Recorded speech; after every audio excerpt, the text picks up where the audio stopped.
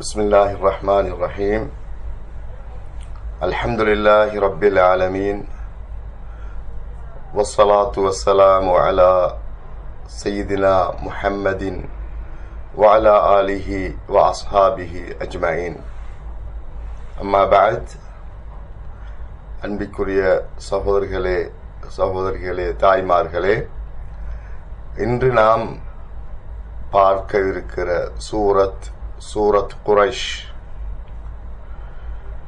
இதனுடைய பெயர் சூரத் குரைஷ் என இந்த சூராவுக்கு பெயர் சொல்லப்படுகிறது.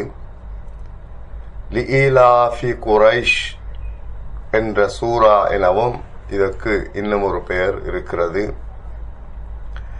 4 ஆயத்துக்களை கொண்ட இந்த சூரா மக்கியாவை சேர்ந்தது, அதாவது ஹிஜ்ரத்துக்கு முன்னர் இறக்கப்பட்ட சூறாவாக சூரத் குரைஷ் கருதப்படுகிறது. சில சஹாபாக்கள் உபய் இப்னு கஅப் ரலியல்லாஹு அன்ஹு போன்றவர்கள், அவர்களுடைய கருத்து இருக்கிறது, அதாவது சூரத்துல் குரைஷும் சூரத்துல் ஃபீலும் ஒரே சூறாவாக இருக்கிறது என்ற ஒரு கருத்தும் அவரிடத்தில் இருந்த போதும், பெரும்பான்மையான அறிஞர்களுடைய கருத்து சூரத்துல் ஃபீல் சூரத்துல் குரைஷ் இது ஒவ்வொன்றும் தனித்தனி சூறாக்கள். சூரத்து குரைஷ் என்பது ஒரு பழங்குடி, ஒரு கோத்திரம், ஒரு குலம். அந்த கோத்திரத்துடைய பெயராக குரைஷ் காணப்படுகிறது. அவர்கள் நலர் இப்னு கினானா வம்சத்திலிருந்து வந்த அவர்களுடைய பிள்ளைகளுக்குத்தான் குரைஷ் என சொல்லப்படுகிறது. இவர்களெல்லாம் நலர் இப்னு கினானா என்ற வம்சத்தை சேராதவர்களாக இருக்கிறார்களோ அவர்கள் குறைஷிகளாக கணக்கெடுக்கப்பட மாட்டார்கள். அன்பிற்குரிய சகோதரிகளே, எங்களுக்கு தெரியும் நாயகம் ஸல்லல்லாஹு அலைஹி வஸல்லம் அவர்களுடைய அந்த பரம்பரை, அவருடைய வாப்பாவுடைய வாப்பா, அவங்களுடைய அப்படி தொடர்ந்து கிட்டத்தட்ட 22 பேர்களை நாம் தெரிந்து வைத்திருக்கிறோம். அந்த 22 அந்த பரம்பரைக்கும் தான் சஹீஹான ஹதீஸ்களூடாக எங்களுக்கு அவைகள் தரப்பட்டிருக்கிறது. அதனை இந்த இடத்தில் உங்களுக்கு கொஞ்சம் சொன்னால் நல்லதென நினைக்கிறேன். முஹம்மத் ஸல்லல்லாஹு அலைஹி வஸல்லம் அவர்கள் எங்களுடைய தூதர் ஸல்லல்லாஹு அலைஹி வஸல்லம். அவர்களுடைய தந்தை அப்துல்லாஹ், முஹம்மத் இப்னு அப்துல்லாவுடைய மகன் முஹம்மத் ஸல்லல்லாஹு அலைஹி வஸல்லம். அப்துல்லாஹுடைய தந்தை அப்துல் முத்தலிபுடைய தந்தை ஹாஷிமுடைய தந்தை அப்து மனாஃபுடைய தந்தை குசையுடைய தந்தை கிலாப், அவருடைய தந்தை முர்ராவுடைய தந்தை கஅபுடைய தந்தை லுஐ, அவருடைய தந்தை காலிபுடைய தந்தை ஃபிஹ்ருடைய தந்தை மாலிக் இப்னு நலர் இப்னு கினானா. இப்போ நாங்க இன்றைய சூரத் அல் குரைஷில பேசக்கூடிய அந்த விடயம், இந்த குரைஷிகள் மாலிக் இப்னு நலர் இப்னு கினானா அவர்களுடைய சந்ததியிலிருந்து வந்தவர்கள். அப்போ கினானாவுடைய தந்தை ஹுசைமாவுடைய தந்தை முத்ரிகாவுடைய தந்தை இலியாசுடைய தந்தை முலருடைய தந்தை நிசாருடைய தந்தை மஅத், மஅதுடைய தந்தை அதுனான். இவ்வாறாக நாயகம் ஸல்லல்லாஹு அலைஹி வஸல்லம் அவர்களுடைய வம்சாவளியினர் அதுனான்ல இருந்து ரசூல் ஸல்லல்லாஹு அலைஹி வஸல்லம் வரைக்குமுள்ள அந்த 22 பேரும் அது சஹீஹான முறையில் வந்த வம்சாவளியினர். அதுல எந்த விதமான சந்தேகமும் கிடையாது.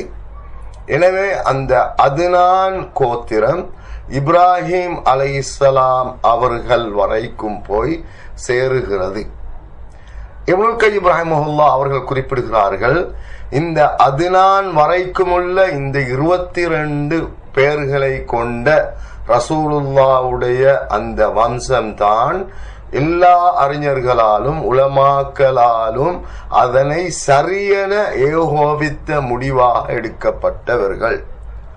அதற்கு மேலால ஆதம் அலைஹிஸ்ஸலாம் வரைக்கும் அது பெரும்பாலும் சரியான கருத்துக்கள், அதாவது அந்த வம்சாவளியினர் அது யார் யாரை தொட்டு யார் யார் என்பது சரி நிறைய, அதாவது அறிஞர்களிடத்தில் சரியான ஒரு கருத்து கிடையாது. எனவே அதுனான்ல இருந்து நாயகம் ஸல்லல்லாஹு அலைஹி வஸல்லம் அவர்கள் வரைக்கும் உள்ள 22 வம்சாவளியினர்களை சஹீஹான வம்சாவளியினர், சஹீஹான அந்த ரசூலுல்லாஹ்வுடைய வம்சம் என அந்த வம்சத்தை குறிப்பிடுகிறோம். எனவே இந்த இடத்துல நாம் பேசுகிற இந்த விடயம் குரைஷ் என்பவர்கள் நதர் இப்னு கினானா, மாலிக் இப்னு நதர் இப்னு கினானா அந்த வம்சத்திலிருந்து தான் குரைஷிகள் வந்திருக்கிறார்கள். ஏன் குரைஷ் என பெயர் சொல்லப்பட்டது என்றால், குரைஷ் என்றால் அத்தக்ரீஷ் அத்தஜம்மு, மக்கள் எல்லாரையும் ஒன்று சேர்த்தல். ஏனென்றால் எல்லோரும் அந்த குரைஷி வம்சாவளியினர் மக்காவில காபத்துல்லா பக்கத்தில அவர்கள் எல்லோரும் ஒன்று சேராமல் தனித்தனியே ஒவ்வொரு குடும்பமாக ஆங்காங்கே அவர்கள் பிரிந்து, அதாவது வேறு வேறாக வாழ்ந்து கொண்டிருந்த போது குஸை இப்னு கிலாப் 6வது ரசூலுல்லாஹ்வுடைய அந்த வம்சாவளியில் வருகிற 6வது நபராகிய அந்த குஸை இப்னு கிலாப் என்பவர் அவர் என்ன செய்கிறார் என்றால், எல்லாரையும் மக்காவில குறைஷிகள் எல்லாரும் மக்காவுக்கு, அதாவது அந்த காபத்துல்லாவுக்கு சூழாலதான் வாழ வேண்டும், உங்களுடைய எல்லா விஷயங்களையும் உங்களுடைய எல்லா குடும்பத்துடைய எல்லா விடயங்களும் இங்கேதான் இந்த காபத்துல்லா பக்கத்துல தான் நடைபெற வேண்டும், நீங்க எல்லோரும் இங்கேதான் வாழ வேண்டும் என குஸை இப்னு கிலாப் என்பவர் ஒரு நல்லதொரு ஒரு வழிமுறையை ஏற்படுத்தி வைத்ததனால் அந்த குறைஷிகள் எல்லாரும் காபத்துல்லாவுக்கு பக்கத்தில் வாழ்வதற்கு ஆரம்பித்தார்கள். அது மாத்திரமல்ல, அவர் செய்த இன்னும் ஒரு வேலை தான் தாருன் நதுவாவை அந்த குஸை இப்னு கிலாப் என்றவர், அதாவது ரசூலுல்லாஹ்வுடைய பாட்டனார் 6வது வம்சத்தை சேர்ந்த அந்த குஸை இப்னு கிலாப் என்பவர் அந்த குறைஷிகள் எல்லாரையும் சேர்த்து குறைஷிகளுக்காக தாருன் நதுவா என்ற ஒரு மஷூராக்கள் ஆலோசனைகள் நடக்கிற ஒரு இடத்தையும் அந்த காபத்துல்லா பக்கத்தில் அவர்கள் நிலைநாட்டினார்கள். குஸை இப்னு கிலாப் என்பவர். அதே போன்று அந்த குரைஷ் என்ன பெயர் சொல்வதற்கான காரணம், இன்னும் ஒரு காரணம் இருக்கிறது. அதுதான் குரைஷ் என்று சொன்னால் சம்பாதிக்கிறது. அவர்கள் வியாபாரத்தில் அதிகமாக ஈடுபட்டதினால்தான் அவர்களுக்கு குரைஷ், அதாவது வியாபாரம் செய்பவர்கள் என பொருள் சொல்லலாம். எனவே அதன் அடிப்படையில் தான் அவர்களுக்கு குரைஷ் நாயகம் ஸல்லல்லாஹு அலைஹி வஸல்லம் அவர்களுடைய அந்த வம்சத்துக்கு குறைஷி வம்சம் என பெயர் சொல்லப்பட்டதாகவும் இன்னும் ஒரு கருத்து இருக்கிறது. 3வது கருத்து இருக்கிறது. குறைஷ் என சொல்வது கடல்ல வாழுகிற ஒரு மிக பயங்கரமான ஒரு நீரில் வாழக்கூடிய ஒரு மிருகம். அது அதாவது எந்த மற்ற எல்லா உயிரினங்களையும், கடல்ல வாழ்கிற மற்ற எல்லா உயிரினங்களையும் சாப்பிடுகிற ஒரு உயிரினமாக அந்த குரைஷ் என்று, கர்ஷ் அல்லது குரைஷ் என்ற பெயர் சொல்லப்பட்ட அந்த உயிரினம் இருப்பதனால் அவர்களைப் போலதான் குறைஷிகள், அதாவது மிகவும் கடுமையானவர்கள். யுத்தத்தில் அவர்களை வெல்வதற்கு வேறு யாரும் கிடையாது. அந்த அளவுக்கு பலம் வாய்ந்தவர்கள், சக்தி பெற்றவர்கள் என்பதனால அவர்களுக்கு குரைஷ் என பெயர் வைக்கப்பட்டதாகவும் மூன்றாவது கருத்தும் காணப்படுகிறது. எனவே அன்பிற்குரிய சகோதரர்களே, அல்லாஹு தஆலா இந்த குரைஷி வம்சத்தினர்களுக்கு, இந்த வம்சத்தினர்களுக்கு அல்லாஹு தஆலா நிறைய நிஅமத்துக்களை, அருள்களை கொடுத்தான். அதனைத்தான் இந்த சூரா குறிப்பிடுகிறது. அல்லாஹு தஆலா அவர்களை ஒன்று சேர்த்தான். பிரிவுபட்டு கொண்டிருந்து பல திசைகளிலும் வாழ்ந்து கொண்டிருந்த மக்களை எல்லாம் அல்லாஹ் ஒன்று சேர்த்தான். இது அல்லாஹு தஆலா அவர்களுக்கு செய்த ஒரு நிஅமத்தாக காணப்படுகிறது. அடுத்தது, அவர்களுக்கு அல்லாஹு தஆலா வியாபாரத்திற்கான அனைத்து வழிவகைகளையும் இலேசாக செய்து கொடுத்தான்.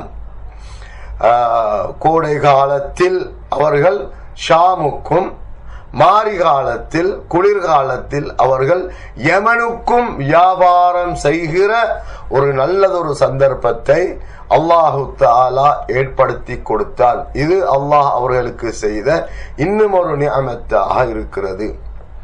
அடுத்தது, அல்லாஹு தஆலா அவர்களுக்கு செல்வச் செழிப்பை கொடுத்தான். அதுவும் அல்லாஹ் அவர்களுக்கு கொடுத்த ஒரு நிஅமத்தாக, அருட்கொடையாக கருதப்படுகிறது. அதே போன்று மக்களால் அவர்கள் வருகிற எல்லா பிரச்சனைகளையும் எதிர்நோக்குகிற நல்லதொரு தைரியத்தை, பலத்தை அல்லாஹ் அவர்களுக்கு கொடுத்தான். இதுவும் அல்லாஹு தஆலா அவர்களுக்கு கொடுத்த நிஅமத்தாக இருக்கிறது. எல்லாவற்றுக்கும் மேலாக அவர்களை மற்ற எல்லா மனிதர்களும் சங்கை உள்ள மனிதர்களாக, கௌரவிக்கப்பட வேண்டிய மனிதர்களாக அவர்களை பார்த்தார்கள். காரணம், அவர்கள் ஹரத்திற்கு சூழால் வாழ்ந்து கொண்டிருந்தவர்கள். அதே போன்று அவர்கள்தான் அந்த புனித கஅபத்துல்லா, அல்லாஹுடைய இல்லமாகிய கஅபத்துல்லாவை அவர்கள்தான் பராமரித்தவர்கள் என்பதற்காக எல்லா மக்களாலும் அவர்கள் சிறந்தவர்கள் என போற்றப்படக்கூடிய ஒரு சமூகமாக அந்த குறைஷி மக்கள் வாழ்ந்து கொண்டு வந்தார்கள். இதை நினைத்தல்லாம குறைஷ் குறைஷ் குறைஷ் ரசூல் ஸல்லல்லாஹு அலைஹி வஸல்லம் அவர்கள் குறைசி வம்சத்தை சேர்ந்தவர்கள் என நாங்கள் சொல்கிறோம். இதனைத்தான் இந்த சூரா எங்களுக்கு எடுத்து சொல்கிறது. லிஈலாஃபி குரைஷின், இந்த குறைஷிகள் ஒற்றுமையோடும் நல்ல பாதுகாப்போடும் வாழ்ந்தார்கள். வாழ்வதற்காக அல்லாஹு தஆலா உதவி செய்தான். அந்த குறைஷிகளுக்கு அல்லாஹு தஆலா கொடுத்த ஒரு நிஅமத்து, அவர்கள் ஒற்றுமையில் ஒரு சிகரமாக மற்றவர்களை விட நல்லதொரு முன்மாதிரியாக அந்த குறைஷிகள் வாழ்ந்தார்கள். லிஈலாஃபி குரைஷின், குறைஷிகள் ஒற்றுமையாக, சந்தோஷமாக, நிம்மதியாக வாழ்ந்ததற்காக என அல்லாஹு தஆலா இந்த சூராவை ஆரம்பிக்கிறான். எனவே அன்பிற்குரிய சகோதரர்களே, இந்த மக்கள் அல்லாஹுக்கு மிக நெருக்கமானவர்களாக வாழ்ந்து வந்தார்கள். மாத்திரமல்ல, எல்லா உலகத்தாராலும் மதிக்கப்படக்கூடிய ஒரு சமூகமாக அவர்கள் வாழ்ந்து வந்தார்கள். அவர்கள் பிரயாணம் செய்தாலும் கூட, உதாரணமாக ஏற்கனவே நாம் குறிப்பிட்டது போல, யமனுக்கும் ஷாமுக்கும் கோடை காலத்திலும் மாரி காலத்திலும் மாறி மாறி வியாபார நோக்கத்திற்காக அவர்கள் பிரயாணம் செய்வார்கள். அந்த நேரத்திலும் கூட அல்லாஹு தஆலா மற்ற அனைத்து மனிதர்களுடைய உள்ளத்திலும் இவர்களை பற்றிய ஒரு மரியாதையையும் ஒரு கௌரவத்தையும் அல்லாஹ் எல்லாருடைய உள்ளத்திலையும் போட்டு வைத்தான். எனவேதான் இவர்கள் சிறந்தவர்கள், உலகத்திலே வாழுகிற மக்களில் சிறந்த மக்களாக அவர்கள் கருதப்பட்டார்கள். அதே போன்று அவர்களை பற்றி அல்லாஹ் சொல்லுகிற போது, அவலம் யரவ் அன்னா ஜஅல்னா ஹரமன் ஆமினா, நீங்க பார்க்கவில்லையா நாம் மக்காவை புனித தலமாக ஆக்கினோம். அது மாத்திரமல்ல, அவர்களை சுற்றியுள்ள மற்ற இடங்கள், அந்த மக்கள் மற்ற இடங்களில் வாழுகிற மக்கள் சில நேரம் அவர்கள் கொள்ளையடிக்கப்படுவார்கள், கொலை செய்யப்படுவார்கள், அவர்களுடைய சொத்துக்கள் பறிபோகும். இப்படியான நிலைகள் எல்லாம் அந்த ஜாஹிலியா காலத்தில் இருந்த போதும் கூட குறைஷிகளை மாத்திரம் அல்லாஹு தஆலா பாதுகாத்து வந்ததைத்தான் அல்லாஹ் இந்த வசனத்தில், இந்த ஆயத்தில் முதலாக சொல்லுகிறான். லீலாஃபி குரைஷின், குறைஷிகளுக்கு அல்லாஹு தஆலா கொடுத்த அந்த சிறப்புகள், அந்த பண்புகள், குறைஷிகளை அல்லாஹ் கௌரவப்படுத்துகிறான் என அல் குர்ஆன் சொல்லுகிறது. ஒரு ஹதீஸ் வருகிறது, இது சஹீஹிலிருந்து கொஞ்சம் குறைந்த ஹசன் என்ற தரத்தில் இருக்கக்கூடிய ஒரு ஹதீஸ். குறைஷிகளுடைய சிறப்புகளை பற்றி நாயகம் ஸல்லல்லாஹு அலைஹி வஸல்லம் அவர்கள் சொன்ன ஒரு ஹதீஸ். நாயகம் ஸல்லல்லாஹு அலைஹி வஸல்லம் அவர் சொல்கிறார்கள், நான் அந்த குறைஷி வம்சத்தை சார்ந்தவனாக இருக்கிறேன். எனவே குறைஷி வம்சத்துக்கு அதில் ஒரு சிறப்பு இருக்கிறது. இரண்டாவதாக, நுபுவத், நபித்துவம் குறைஷி வம்சத்தில் ஒருவருக்கு கிடைத்திருக்கிறது, அது நானாக இருக்கிறேன். மூன்றாவது, குறைஷி வம்சத்துக்கு அல்லாஹ் கொடுத்த அந்த சிறப்பு அம்சம் என்னவென்றால் ஹிஜாபா. ஹிஜாபா என்றால் கஅபத்துல்லாவை பராமரிக்கிற அந்த, அதாவது நாங்க எங்கட பாசையில சொல்றோம் ட்ரஸ்டிமார்கள், பள்ளிவாசல் ட்ரஸ்டி என்று சொல்றோமே, அதே மாதிரி கஅபத்துல்லாவை பராமரிக்கிற அந்த பொறுப்புகள் குறைஷி வம்சத்துக்கு தான் கொடுக்கப்பட்டிருந்தது. இன்னும் அந்த வம்சத்தான் அதை கஅபத்துல்லாவை பராமரிப்பதாக, அதனுடைய விடயங்களை செய்வதாக வரலாறுகள் சொல்லுகிறது. எனவே அந்த ஹிஜாபா என சொல்லக்கூடிய அந்த கஅபத்துல்லாவை பராமரிக்கிற விடயம் குறைஷிகளிடமே ஒப்படைக்கப்பட்டது. இது குறைஷிகளுக்கு கொடுக்கப்பட்ட மூன்றாவது சிறப்பு. நான்காவது சிறப்பு என்னென்றால் சிகாயா என சொல்கிறோம். ஹஜ்ஜாஜிகளுக்கு, ஹஜ் யாத்திரிகர்களுக்கு தண்ணீர் கொடுக்கிற, அந்த காலத்திலிருந்து யாரெல்லாம் உலகம் எல்லா இடத்திலிருந்தும் ஹஜ்ஜிக்காக வருகிறார்களோ அல்லது உம்ராவுக்காக வருகிறார்களோ அவர்களுக்கு தண்ணீர் கொடுக்கிற அந்த பெரிய ஒரு சிறப்பு இந்த குறைஷிகளிடத்தில் தான் காணப்பட்டது. எனவே அந்த பொறுப்பை குறைஷிகளிடத்தில் ஒப்படைக்கப்பட்டிருந்ததனால் குறைஷிகள் இன்னும் அவர்களுடைய அதாவது பெருமதி அல்லது அவர்களுடைய கண்ணியம் இன்னும் உயர்கிறது. அதே போன்று அல்லாஹு தஆலா அந்த யானை படையை அழித்தது அந்த குறைஷிகள் அங்கே இருக்கும் போது குறைஷிகளுக்கு எதிராகவும் கஅபத்துல்லாவுக்கு எதிராகவும் வந்த போது அல்லாஹு தஆலா அந்த யானை படையை அழித்த, குறைஷிகளுக்கு வெற்றியை கொடுத்த அந்த நிகழ்வும் குறைஷியை சார்ந்தது. எனவேதான் குறைஷிகள் அந்த வகையிலும் அவர்கள் கண்ணியத்துக்குரியவர்களாக கருதப்படுகிறார்கள். அதே போன்றுதான் கிட்டத்தட்ட நாயகம் ஸல்லல்லாஹு அலைஹி வஸல்லம் அவர்களுடைய தஅவாவுக்கு முற்பட்ட காலம், ரசூலுல்லாஹ்வுடைய நுபுவத்துக்கு முற்பட்ட காலத்தில் கிட்டத்தட்ட 10 வருடங்களாக உலகத்தில் அல்லாஹ்வை இறைவனாக வணங்குவதற்கு யாரும் இருக்கவில்லை குறைஷிகளை தவிர. குறைஷிகள் மாத்திரம்தான் அல்லாஹ்வை கிட்டத்தட்ட 10 வருடங்களாக வணங்கி வந்தனர். அதாவது அல்லாஹ்வை மாத்திரம் 10 வருடங்களாக வணங்கியவர்கள் குறைஷிகளை தவிர அந்த காலத்தில் வேற யாரும் இருக்கவில்லை என்பதனாலும் குறைஷி வம்சம் உயர்வு பெறுகிறது. இறுதியாக நாயகம் ஸல்லல்லாஹு அலைஹி வஸல்லம் அவர்கள் குறிப்பிட்டார்கள், அல்லாஹு தஆலா குறைஷிகளை பற்றி ஒரு சூறாவை இறக்கி இருக்கிறான். மற்ற எந்த வம்சத்தை பற்றியும் இறக்காத அளவுக்கு குறைஷிகளை பற்றி அல்லாஹு தஆலா ஒரு சூறாவையே இறக்கி குறைஷிகளை அல்லாஹு தஆலா உயர்வுபடுத்தியிருக்கிறான் என நாயகம் ஸல்லல்லாஹு அலைஹி வஸல்லம் அவர்கள் குறிப்பிட்ட ஹதீஸ் ஹசன், அதாவது சஹீஹ்க்கு அடுத்த படியில் இருக்கக்கூடிய ஹசனுடைய மர்தபாவில அந்தஸ்தில் வருகிறது.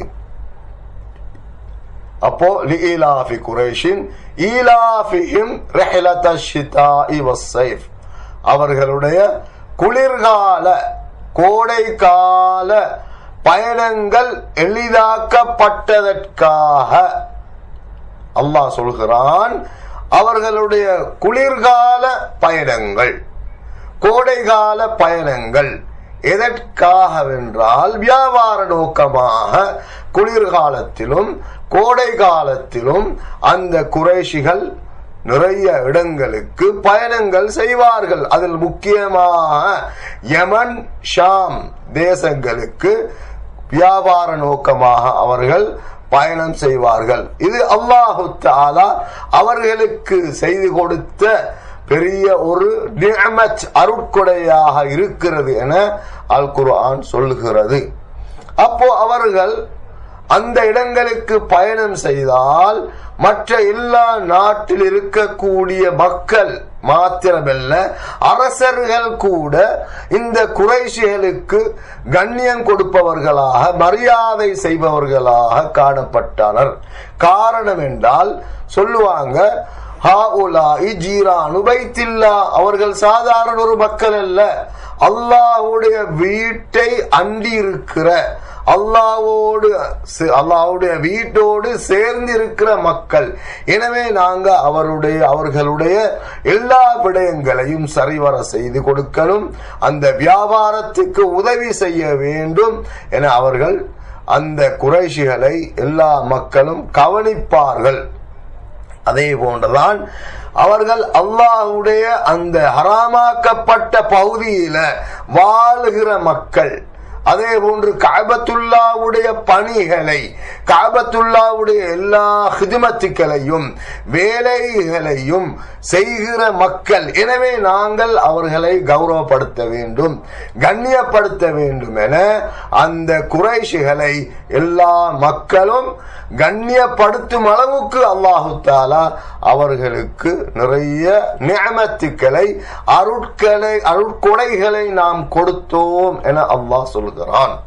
அது மாத்திரமல்ல, அஹ்லு மக்காவை சேர்ந்தவர்கள், அதிலும் முக்கியமாக கஅபத்துல்லாஹ்வுக்கு பக்கத்தில் வாழ்கிறவர்கள், குடியிருப்பவர்கள், இவர்களுக்கு அந்த உலகத்தில் எல்லாரும் அவர்களுக்கு சூட்டிய பெயர் தான் அஹ்லுல்லாஹ், அல்லாஹ்வுடைய குடும்பத்தினர்கள், அதாவது அல்லாஹ்வுக்கு மிக நெருக்கமானவர்கள் என எல்லா மக்களாலும் அந்த குறைஷிகள் புகழப்பட்டார்கள், போற்றப்பட்டார்கள். இது அல்லாஹு தஆலா அவர்களுக்கு கொடுத்த ஒரு நிஅமத் என்பதை இந்த சூரத்துல் குரைஷ் எங்களுக்கு சுட்டி காட்டுகிறது.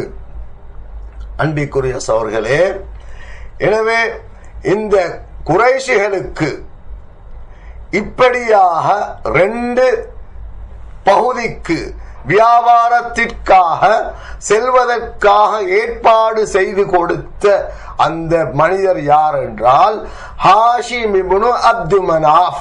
அப்து மனாஃபுடைய மகன் ஹாஷிம் என்பவர் தான் இந்த குறைஷிகளுக்கு இவ்வாறாக யமனுக்கும் ஷாமுக்கும் வியாபார நோக்கமாக செல்வதற்கு அனைத்து வசதி வாய்ப்புகளையும் ஏற்படுத்தி கொடுத்தார். யாரு? ஹாஷிம் இப்னு அப்து மனாஃப் என்பவர். அதுக்கான காரணம் என்ன? இதனை நீங்க தெரிந்து கொள்ள வேண்டும் அன்பிற்குரிய சகோதரிகளே. ஹாஷிம் இப்னு அப்து மனாஃப் என்றவர் இந்த குறைஷிகளுக்கு இவ்வாறு ஷாமுக்கும் யமனுக்கும் வியாபார நோக்கத்திற்காக சென்று நீங்கள் நிறைய பொருட்களை தேடிக்கொள்ள வேண்டும் என ஏற்பாடு செய்து கொடுப்பதற்கான காரணம் என்னவென்றால், அந்த குறைஷிகள் ஜாஹிலியா காலத்தில் அவர்களுக்கு வறுமை ஏற்பட்டால், பஞ்சம் ஏற்பட்டால் அவர்கள் யாரிடத்திலும் கை நீட்ட மாட்டார்கள், தர்மம் கேட்க மாட்டார்கள், பிச்சை கேட்க மாட்டார்கள். அவர்கள் செய்கிற ஒரு வேலை அது என்னன்னு தெரியுமா அன்பிற்குரிய சகோதரர்களே? அவர்கள் பாலைவனத்துக்கு அவருடைய எல்லா பிள்ளை குட்டிகளையும் கூட்டி போய் அங்கே ஒரு கூடாரத்தை கட்டுவார்கள். கட்டி அந்த கூடாரத்தில் எல்லா பிள்ளைகளை தன்னுடைய மனைவிமார்கள் எல்லாரையும் படுக்க வைப்பாங்க. எது வரைக்கும் என்றால், நாங்க நினைக்க கூடாது சாப்பாடு வரும் வரைக்கும் என நினைக்க கூடாது. அல்லது அந்த தந்தை போய் நான் மக்களிடத்துல பிச்சை எடுத்துருவாரேன் என சொல்ல மாட்டார். அப்படி ஒன்றும் இல்லை. எல்லாரும் நாங்கள் எல்லாரும் இந்த இடத்துல இறந்து போவோம், மௌத்தாகி போவோம். அதுக்கு ஏத்திஃபார் எனவும் பேர் சொல்வார்கள். ஏத்திஃபார் என்றால் என்ன? அந்த வீட்டுக்கு சொந்தக்காரர், வீட்டு தலைவர் தன்னுடைய எல்லா பிள்ளைகளையும் மனைவிமார்களையும் கூட்டிக் கொண்டு போய் பாலைவனத்தில் ஒரு கூடாரம் கட்டி அப்படியே அங்கே படுத்து உறங்குவார்கள். எது வரைக்கும் என்றால், எல்லோரும் இறந்து போகிற வரைக்கும். காரணம் என்னவென்றால், அவர்கள் இறந்து போறதே தவிர யாரிடத்திலும் கை நீட்டி பிச்சை கேட்க மாட்டார்கள். அவர்களுக்கு வியாபாரமும் கிடையாதா அல்லது வேற அவருக்கு சாப்பிடுறதுக்கு வழி கிடையாது என்றால், இந்த விடயத்தை அவர்கள் ஜாஹிலியா காலத்தில் அவர்கள் செய்ததனால தான் அல்லாஹு தஆலா அதாவது இப்படியான ஒரு நல்லதொரு நியமத்தை, சந்தர்ப்பத்தை அல்லாஹு தஆலா வியாபாரம் மூலமாக அல்லாஹு தஆலா ஏற்படுத்தி கொடுத்தான். அல்லாஹ் சொல்லுகிறான், இப்படியான ஒரு நியமத்தை நான் உங்களுக்கு தந்தேன். நீங்க இதுக்கு முன்னர் நீங்க ஏழையாக இருந்தால், உங்களிடத்தில் பஞ்சம் ஏற்பட்டால், சாப்பிடுவதற்கு ஒன்றும் இல்லை என்றிருந்தால், நீங்க போய் உங்களை கொலை செய்து கொள்வீர்கள். நீங்க அதாவது தற்கொலை செய்து கொள்கிறீர்கள். நீங்க மாத்திரமல்ல, உங்களுடைய பிள்ளைகளோட போய் அந்த பாலைவனத்தில கூடாரத்தை கட்டி அந்த இடத்தில சாகும் வரைக்கும் நீங்கள் உண்ணாவிரதம் இருந்து, உண்ணாவிரதம் என்றால் அவர்களுக்கு சாப்பிடுறதுக்கு உண்றதுக்கு ஒன்றுமே இல்லாததுனால அவர்களுடைய அந்த கௌரவத்தை அவர்கள் பெரிதாக மதிப்பார்கள். இறந்து போவதை தவிர வேற ஒரு வழி இல்லை என்ற அந்த காரணத்தினால் அவர்கள் இவ்வாறு இறந்து போறவர்களாக இருந்ததை அல்லாஹு தஆலா அப்படியே அவர்களை காப்பாற்றி அந்த மோசமான விடயத்தை அல்லாஹு தஆலா இல்லாமல் செய்து சில மனிதர்கள் மூலமாக வியாபாரத்தை காட்டி அந்த வியாபாரம் மூலமாக அந்த குறைஷிகள் செல்வந்தர்களாக மாறிவிட்டார்கள் என்பதை அல்லாஹு தஆலா இந்த சூரத்துல் குரைஷின் முதல் வசனத்தில் அல்லாஹு தஆலா குறிப்பிடுகிறான். ஈலாஃபி குரைஷின் ஈலாஃபிஹிம் ரிஹ்லத்தஷ் ஷிதாஇ வஸ்ஸைஃப் ஃபல்யஅ்புது ரப்ப ஹாதல் பைத். எனவே அல்லாஹு தஆலா சொல்கிறான், இப்படிப்பட்ட நிஅமத்தை அருட்கொடையை அல்லாஹ் உங்களுக்கு தந்தான். நீங்க அதாவது உங்களுடைய உயிர்களை மாய்த்து கொண்டிருந்தீர்கள், தற்கொலை செய்து கொண்டிருந்தீர்கள். அதனை அல்லாஹு தஆலா காப்பாற்றியதற்காக ஃபல்யஅபுது ரப்ப ஹாதல் பைத், இந்த வீட்டுடைய இறைவனை நீங்கள் வணங்க வேண்டும் என அல்லாஹு தஆலா அடுத்த வசனத்தில் குறிப்பிடுகிறான். அல் முராது பிஹில் கஅபா, பைத் என்றால் கஅபா, அந்த புனித இறை இல்லம். இதுக்குத்தான் நாங்க கஅபா என சொல்கிறோம். அதாவது ரப்பு ஹாதல் பைத் என்று சொன்னால் இந்த வீட்டின் இறைவன், அல்லாஹ்வுடைய ருபூபியத்தை, அல்லாஹ் தான் ரப்பு. அந்த வீட்டை நீங்கள் அந்த வீடு என்பதற்காக நீங்கள் வணங்குறதில்லை அல்லது நீங்க வலம் வர்றதில்லை, அது இறைவனுடைய வீடு என்பதற்காகத்தான் நீங்க வலம் வருகிறீர்கள். அல்லாஹு தஆலா இந்த இடத்தில் உலூஹியத்தையும் வலியுறுத்துகிறான். என்ன, இந்த வீட்டை சும்மா வணங்க சொல்லல அல்லது வீட்டை சும்மா வலம் வர சொல்லல, இந்த வீட்டுடைய ரப்பை நீங்கள் துதிக்க வேண்டும், இந்த வீட்டுடைய ரப்புக்கு சுக்குர் செய்ய வேண்டும். அந்த வீட்டுடைய ரப்பு தான் சொல்லுகிறான் உங்களுக்கு வலம் வருமாறு, அந்த வீட்டை வலம் வருமாறு அந்த வீட்டுடைய ரப்பு சொன்னதுனால தான் நாங்க வலம் வருகிறோமோ தவிர அது கஅபத்துல்லா என்பதற்காக மாத்திரம் நாங்க வலம் வருவதில்லை. அல்லாஹ் சொன்னதற்காக, நாயகம் ஸல்லல்லாஹு அலைஹி வஸல்லம் அவர்கள் சொன்னதற்காக நாங்க இந்த வீட்டை வலம் வருகிறோம். இதனைத்தான் இறைவன் கட்டளையிடுகிறான். ஃபல்யஅபுது ரப்ப ஹாதல் பைத், இந்த வீட்டுடைய ரப்பாகிய, இந்த வீட்டுக்கு அதிபதியாகிய அல்லாஹ்வை, அந்த ரப்பை நீங்க வணங்க வேண்டும். வேறு ஒன்றையும் வணங்கக்கூடாது. சிலைகளுக்கு நீங்கள் இணை வைக்க கூடாது, அவைகளுக்கு நீங்க சுஜூது செய்யக்கூடாது என்பதை அல்லாஹு தஆலா இந்த ஆயத்தில் வலியுறுத்துகிறான். அன்பிற்குரிய சகோதரர்களே, எனவே யாரெல்லாம் அல்லாஹ்வுடைய கட்டளைகளை ஏற்றார்களோ அல்லாஹு தஆலா அதனைத்தான் இந்த சூறாவிலிருந்து எதிர்பார்க்கிறான். இப்படியான நிஅமத்துக்களை எல்லாம் தந்திருக்கிறான். அன்பிற்குரிய சகோதரர்களே, இது அவர்களுக்கு மாத்திரமல்ல, எங்களுக்கும் தான் இந்த கட்டளை பொருந்துகிறது. அல்லாஹ் எங்களுக்கு எல்லா நிஅமத்துக்களையும் தந்திருக்கிறான். சுப்ஹானல்லாஹ், எங்களுக்கு அல்லாஹ் கொடுத்திருக்கிற நிஅமத்துக்கள் சொல்ல முடியாத அளவுக்கு அல்லாஹ் எங்களுக்கு அருட்கொடைகளை தந்திருக்கிறான். நிறையவே நிஅமத்துக்களை தந்திருக்கிறான். எனவே அல்லாஹ் எங்களிடத்திலிருந்து எதிர்பார்ப்பது அந்த இறைவனை வணங்குவதாகும். ஃபல்யஅபுது ரப்ப ஹாதல் பைத் என அல்லாஹ் சொன்னது போல அல்லாஹ் எங்களுக்கும் சொல்லுகிறான், நீங்களும் அல்லாஹ் கொடுத்த நிஅமத்துகளுக்காக, அருட்கொடைகளுக்காக நீங்கள் அல்லாஹ்வை வணங்க வேண்டும். எனவே யாரெல்லாம் அல்லாஹ்வுடைய அந்த கட்டளைக்கு சிரம் பணிந்தார்களோ அவர்களுக்கு அல்லாஹு தஆலா இரண்டு விதமான நன்மைகளை கொடுக்கிறான்.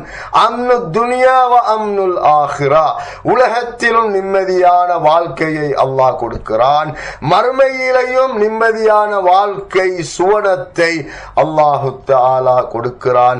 எவர்களெல்லாம் இறைவனுடைய கட்டளைகளை மறுக்கிறார்களோ அதற்கு மாற்றமாக உலகத்திலும் அவர்களுக்கு பிரச்சனைகள் வருகிறது, கஷ்டம் வருகிறது, துன்பம் வருகிறது. அதே போன்று அல்லாஹ் பாதுகாக்க வேண்டும். நாளை மறுமையிலும் பெரிய ஒரு நஷ்டத்தை நாம் எதிர்நோக்க ஏற்படும். அல்லாஹு தஆலா நம் அனைவரையும் பாதுகாப்பானாக. அல்லாஹு தஆலா அல் குர்ஆன் சொல்கிறான், வலரபல்லாஹு மஸலன், அல்லாஹு தஆலா ஒரு உதாரணத்தை தருகிறான். கரியத்தன், ஒரு ஊர் மக்கள், அவர்கள் எப்படி இருந்தார்கள் என்று சொன்னால் அல்லாஹ்வை ஏற்று அதன் அடிப்படையில் வாழ்ந்தார்கள். எனவே அவர்கள் அமைதியான வாழ்க்கையை வாழ்ந்து கொண்டிருந்தார்கள். அல்லாஹு தஆலா எல்லா பக்கங்களிலிருந்தும் அவர்களுக்கு ரிஸ்கை கொடுத்தான். எப்பொழுது அவர்கள் அல்லாஹ்வுடைய அந்த ரிஸ்குகளை பெற்றும் கூட அதற்கு பிறகு அல்லாஹ்வை மறந்தார்களோ, அல்லாஹ்வுடைய நிஅமத்துக்களை அருட்கொடைகளை மறந்தார்களோ, அல்லாஹு தஆலா அவர்களுக்கு பசிய கொடுத்து சோதித்தான். அதே போல பயத்தை கொடுத்து சோதித்தான். இதற்கெல்லாம் காரணம் என்ன? நீங்க உங்களுடைய கையினாலே செய்து கொண்ட வினைகள் என்பதையும் அல் குர்ஆன் எங்களுக்கு சொல்லுகிறது. அல்லதி அத்அமஹும், அல்லாஹு தஆலா எப்படிப்பட்டவன் என்றால் அத்அமஹும் மின் ஜூஇன், அவர்கள் அந்த குறைஷிகள் பசியோடு பட்டினியோடு தங்களை தாங்களே மாய்த்து கொண்டிருந்தார்கள். ஆனால் அல்லாஹு தஆலா வியாபாரத்தை காட்டி அவர்களுக்கு அல்லாஹ் உணவு கொடுத்தான், அவர்களை செல்வந்தனாக மாற்றினான். வஆமனஹும் மின் கௌஃப், அவர்களுக்கு பயம் இருந்தது. அதாவது மக்கள் என்ன செய்வார்களோ, எங்களை கொலை செய்வார்களோ, பல பகுதியிலிருந்தும் அவர்களுக்கு பிரச்சனை, பயம், பசி, பட்டினி எல்லாவற்றிலும் இருந்து அல்லாஹ் அவர்களை பாதுகாத்தான். எனவே ஃபல்யஅபுது ரப்ப ஹாதல் பைத், இந்த வீட்டுக்கு அதிபதியான அல்லாஹ்வை நீங்கள் வணங்குங்கள் என அல் குர்ஆன் எங்களுக்கு சொல்லுகிறது. அதே போன்றுதான் அன்பிற்குரிய சகோதரர்களே, அல்லாஹு தஆலா எங்களுக்கு கொடுத்திருக்கின்ற நிஅமத்துக்கள் எந்த அளவுக்கு என்றால் அதனை யாராலும் வஇன் தஉது நிஅமத்தல்லாஹி, அல்லாஹ்வுடைய நிஅமத்துக்களை நீங்கள் கணக்கெடுக்க தொடங்கினால் நிச்சயமாக ஒருபோதும் உங்களால் அந்த நிஅமத்துக்களை கணக்கெடுத்து அதாவது முடிவே கிடையாது. அதற்கு ஒரு இறுதி வரையறை கிடையாது. அந்த அளவுக்கு அல்லாஹு தஆலா எங்களுக்கு நிறைய நிஅமத்துக்களை தந்திருக்கிறான். நாயகம் ஸல்லல்லாஹு அலைஹி வஸல்லம் அவர்கள் சொன்னார்கள், மன் அஸ்பஹ மின்கும் ஆமினன் ஃபீ சிர்பிஹி, நீங்க உங்களோட வீட்டில பாதுகாப்போடு இருக்கிறீங்களா? ஆம், அல்ஹம்துலில்லாஹ், நாங்கள் எல்லாரும் பாதுகாப்பாக இருக்கிறோம். முஆஃபன் ஃபீ ஜஸதிஹி, எங்களுடைய உடம்பில் ஆரோக்கியமாக இருக்கிறோம். இந்தஹு கூத்தி யௌமிஹி, இன்றைய நாளைக்குரிய சாப்பாடு எங்களிடத்துல இருக்கிறது. இன்றைய நாளைக்கு மட்டுமா, இன்றைய மாசத்துக்கும் இருக்கிறது. இன்றைய அல்ஹம்துலில்லாஹ் சிலரிடத்துல இன்றைய வருடத்துக்கும் இருக்கிறது. இன்னும் சிலரிடத்துல அதாவது 60 வருடத்துக்கும் உள்ள சாப்பாடு இருக்கும். சிலரிடத்துல அதாவது 3-4 அதாவது பரம்பரைக்கே தேவையான சாப்பாடை கூட சில பணக்காரர்களிடத்தில் அல்லாஹ் கொடுத்திருக்கிறான். அப்ப நாயகம் ஸல்லல்லாஹு அலைஹி வஸல்லம் என்ன சொன்னார்கள்? இன்றைய சாப்பாடு உங்களிடத்தில் இருந்தால் ஃபஅகஅன்னமா ஹீஸத் லஹு துன்யா, முழு துனியாவும் அவருக்கு கொடுக்கப்பட்டவர் போல, அவர் ஒரு உலகத்திலே ஒரு பணக்காரர் போல காட்சி அளிப்பார் என நாயகம் ஸல்லல்லாஹு அலைஹி வஸல்லம் அவர்கள் சொன்னார்கள். எனவே நாம் ஒருபோதும் சொல்லக்கூடாது, சொல்லவும் முடியாது, எனக்கு ஒன்றும் இல்லை, எனக்கு அதாவது நாளைக்கு எதனை நான் சாப்பிட வேண்டும் என யோசிக்க வேண்டியிருக்கிறது என சொல்ல தேவையில்லை. இன்றைக்கு சாப்பாடு இருப்பது போல அல்லாஹு தஆலா நாளைக்கும் எங்களுக்கு இன்ஷா அல்லாஹ் சாப்பாட்டை கொடுப்பான். அப்படி ஒரு கொடுக்கப்பட்ட ஒரு மனிதனை பற்றி தான் நாயகம் ஸல்லல்லாஹு அலைஹி வஸல்லம் சொன்னார்கள், அவனுக்கு உலகத்தையே கொடுக்கப்பட்ட ஒரு மனிதனை போல அவன் காட்சி அளிக்கிறான் என நாயகம் ஸல்லல்லாஹு அலைஹி வஸல்லம் அவர்கள் குறிப்பிட்டார்கள். அன்பிற்குரிய சகோதரர்களே, இந்த சூராவுடைய ஃபாயிதாக்கள், பிரயோசனங்கள்ல இன்னும் ஒரு பிரயோசனமாக கருதப்படுவது ஏற்கனவே நாம் சொன்னது போல வஇன் தஅது நிஅமத்தல்லாஹி லா துஹ்ஸூஹா, அல்லாஹ்வுடைய நிஅமத்துக்களை நீங்கள் கணக்கிட்டால் அளவிட்டால் நிச்சயமாக அதுக்கு முடிவு கிடையாது. ஆனால் இன்னல் இன்சான லவலூமுன் கஃபார், மனிதன் மறுக்கிறான், மனிதன் தனக்குத்தானே அநியாயம் செய்து கொள்கிறான். இந்த எவ்வளவு நியமத்துக்களை கொடுக்கப்பட்டாலும் எனக்கு அது இல்லை இது இல்லை, அந்த மனிதனை பாருங்க அப்படி வாழ்றான், இந்த மனிதனை பாருங்க அவர் எவ்வளவு சுகபோகங்களோட வாழுறாங்க என்று சொல்லி நாங்க சில நேரங்கள்ல ஆதங்கப்படுகிறோம், அல்லாஹ்வை குறை சொல்லிக் கொண்டு இருக்கிறோம். அல்லாஹ் தஆலா பாதுகாக்க வேண்டும்.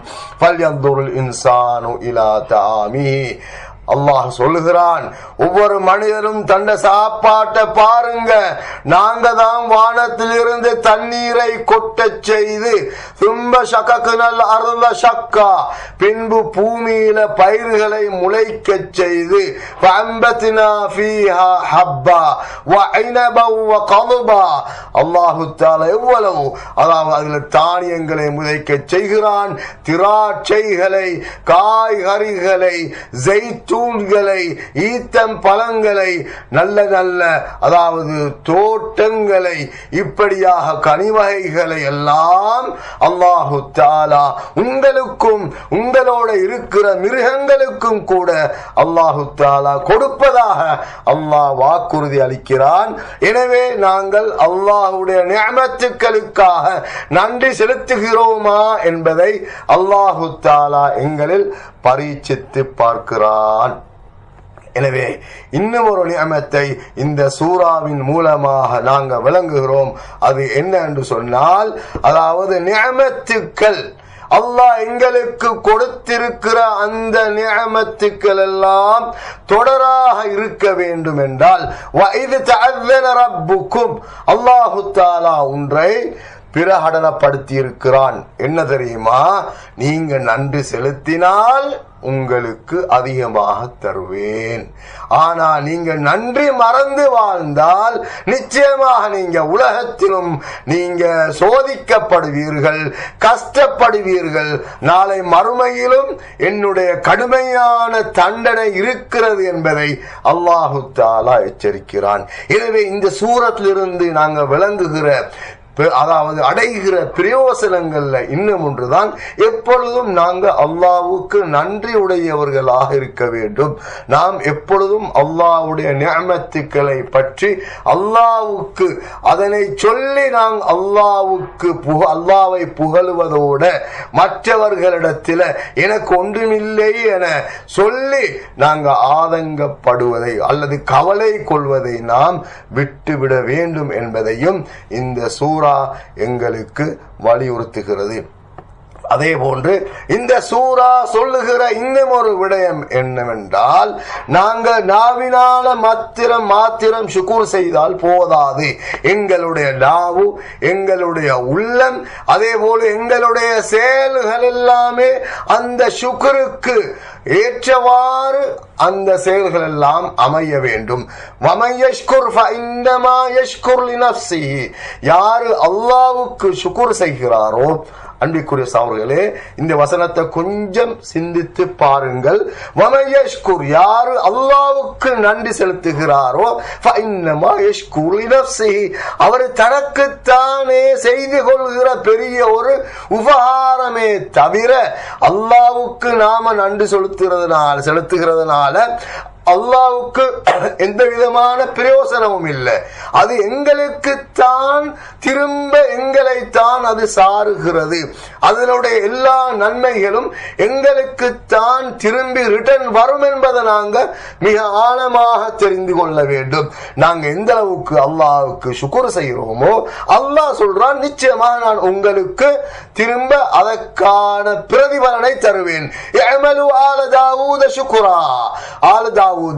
தாவூது சமூகத்தினர்களே, நீங்கள் அல்லாஹ்வுக்கு நன்றி செலுத்துங்கள். ஏனென்றால் வகலீலும் மின் இபாதியஷ் ஷகூர், அல்லாஹ் பாதுகாக்கணும்.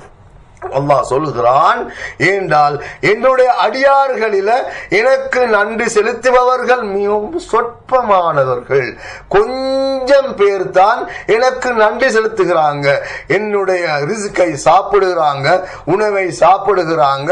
நான் கொடுக்கிற இந்த உலகத்துல சூரிய ஒளி இல்ல, சந்திரன் இல்ல, மற்றும் இந்த உலகத்தில் கொடுக்கிற அல்லாஹ் தண்ணீர்ல, காற்றில, எல்லாவற்றின் மூலமாக அவர்கள் பிரயோசனம் அடைந்து இறுதியில் அவர்கள் என்னை நிராகரிக்கிறார்கள், என்னை மறுக்கிறார்கள் என்றால் அவர்களை போன்ற மோசமானவர்கள் உலகத்தில் யாரும் இல்லை என்பதை தான் சொல்லி அல்லாஹ் சொல்கிறான், வகலீலும் மின் இபாதியஷ் ஷகூர், எனது அடியார்களில் எனக்கு நன்றி செலுத்துபவர்கள் மிகவும் சொற்பமானவர்களே என அல் குர்ஆன் சொல்லுகிறது. அதே போன்றுதான் அல்லாஹு தஆலாவை ஒருவன் மறுக்கிறதனால், நிராகரிக்கிறதனால், அல்லது அல்லாஹ்வுடைய கடமைகளை சரிவர செய்யாததனால் அல்லாஹ் அவனுக்கு உலகத்திலேயே தண்டனையை கொடுக்கிறான். அலம் தர இலல்லதீன பத்தலு நிஅமத்தல்லாஹி குஃப்ரா, அல்லாஹ்வுடைய நிஅமத்துக்களை மறுக்கிறவன் அவனை பற்றி உங்களுக்கு நான் சொல்லித் தரட்டுமா? அவர்களை நீங்கள் பார்த்தீர்களா? அவர்கள் உலகத்திலேயும் நஷ்டவாளிகள், நாளை மறுமையிலும் மிக மோசமான நரகத்தை போய் சேர்வார்கள் என அல்லாஹு தஆலா அல் குர்ஆனில் குறிப்பிடுகிறான். நாயகம் ஸல்லல்லாஹு அலைஹி வஸல்லம் அவர்கள் என்ன செய்வார்கள் என்றால், முன்பின் பாவங்கள் எல்லாம் மன்னிக்கப்பட்ட அந்த நபி தூதர் ஸல்லல்லாஹு அலைஹி வஸல்லம் அவர்கள் இரவெல்லாம் அவர்களுடைய கால்கள் எல்லாம் வீங்கும் அளவுக்கு அவர்கள் தொழுவார்கள். ஆயிஷா ரலியல்லாஹு அன்ஹா அவர்கள் கேட்பார்கள், யா ரசூலல்லாஹ், அல்லாஹ் உங்களுடைய முன்பின் பாவங்களை எல்லாம் மன்னித்திருக்கும் போது நீங்க ஏன் இவ்வளவு கஷ்டப்படுறீங்க? நீங்க கால் வீங்கும் அளவுக்கு நீங்க தொழுறீங்க என கேட்டபோது நாயகம் ஸல்லல்லாஹு அலைஹி வஸல்லம் சொன்னார்கள், யா அஃபலா அகூனு அப்தன் ஷகூரா, அல்லாஹ்வுக்கு நன்றியுடைய ஒரு அடியானாக நான் மாறக்கூடாதா? அல்லாஹ் கொடுத்திருக்கிற நிஅமத்துக்களுக்கு நான் நன்றி செலுத்தக்கூடாதா என நாயகம் ஸல்லல்லாஹு அலைஹி வஸல்லம் அவர்கள் குறிப்பிடுவார்கள். ஒரு கவிஞர் பின்வருமாறு சொல்கிறார், இதா குன்த ஃபீ நிஅமத்தின் ஃபர்அஹா, அல்லாஹ் உங்களுக்கு ஒரு நிஅமத்தை, ஒரு அருட்கொடையை கொடுத்திருந்தால் நீங்க அதனை பாதுகாத்துக் கொள்ளுங்கள். ஃபஇன்னல் மஆசி துஸீலுன் நிஅம், பாவங்கள் என்ன செய்யும் என்றால் உங்களுடைய நிஅமத்துக்களை அப்படியே இல்லாமல் செய்யும். பாவங்கள் உங்களுக்கு கொடுக்கப்பட்ட நிஅமத்தை எல்லாம் கழுவி கொண்டு போகும். அதனை நீங்கள் எவ்வாறு பாதுகாக்க வேண்டும் என்றால், அந்த அடியார்களை படைத்த அந்த ரப்புக்கு வணங்குவதனூடாக, அவனுடைய கடமைகளை செய்வதனூடாக அந்த நிஅமத்துக்களை நீங்கள் பாதுகாத்துக் கொள்ளுங்கள். ஃபரப்புல் இபாதி ஸரீஉன் நிகமி, அந்த இறைவனுடைய ரப்பு உங்களை பிடித்து விட்டால் அதிலிருந்து நிச்சயமாக உங்களுக்கு தப்ப முடியாது என ஒரு கவிஞர் குறிப்பிடுகிறார். எனவே அன்பிற்குரிய சகோதரர்களே, இந்த சூரத்துல் குரைஷ் நிறைய விடயங்களை உணர்த்தியது.